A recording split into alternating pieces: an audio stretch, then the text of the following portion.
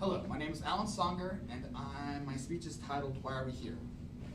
The National Center for Charitable Statistics states that there are approximately 1.5 million nonprofit organizations currently operating in the U.S. The Foundation Center website tells us that over a 5-year period, approximately 16% of nonprofit organizations fail. If this trend continues, we will lose 240,000 organizations by 2019. If we, the members of the Justice and Urban Studies team, are unable to change our outlook on how on our work here in Dallas, then our efforts too might be futile. I grew up working with poverty as a missionary kid in the Philippines. I spent the last 2 years working with the Justice and Urban Studies team in Dallas, studying poverty, working closely with Larry James and John Seibert of City Square. If we aim to successfully work with those in need, then we first must change ourselves. Larry James, founder and CEO of the nonprofit organization City Square, once inspired us with the idea that our homeless and impoverished neighbors need a hand up, not a handout. In order to give that hand up, we first must examine ourselves and our reason for offering it. Our homeless neighbors need a hand up, not a handout. They don't need our pity or even our charity. In fact, for them to succeed, they need us to stand with them in the fight against poverty.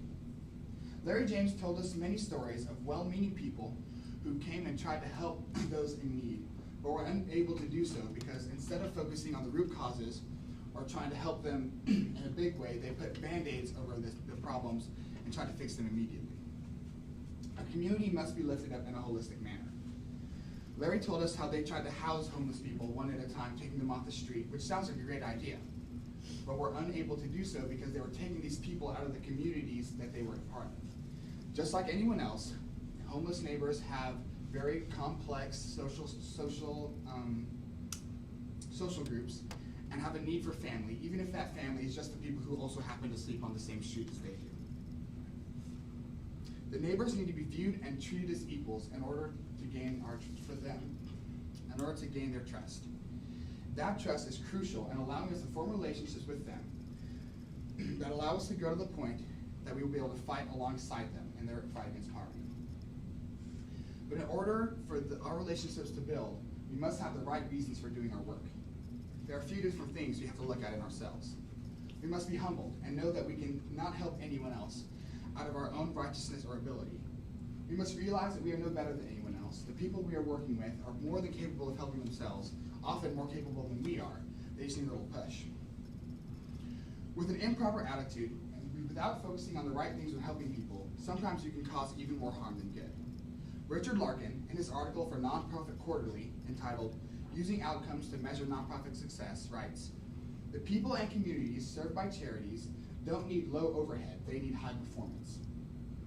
When your organization is meant to help people, then it is not right to focus on anything but helping those people.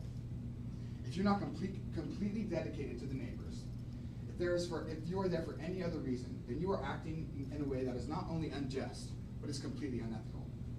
Michael J. Sandel, in his book Justice, What is the Right Thing to Do, writes, "Around the world, the idea that justice means respecting certain universal human rights is increasingly embraced. Every single person has basic rights as a human being, and the moment you deny someone those rights, the moment you ignore those rights, is the moment that you become part of the problem and not the solution." In the poem Ozymandias by Percy Shelley, he writes, "I met a traveler from an antique land, who said two vast and trunkless legs of stone stand in the desert.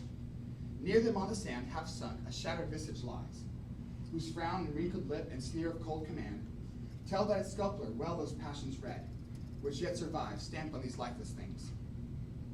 The hand that mocked them and the heart that fed, and on the pedestal these words appear, My name is Ozymandias, King of Kings. Look on my works, ye mighty, and despair. Nothing beside remains, round the decay of that colossal wreck, boundless and bare, the lone and level sands stretch far away."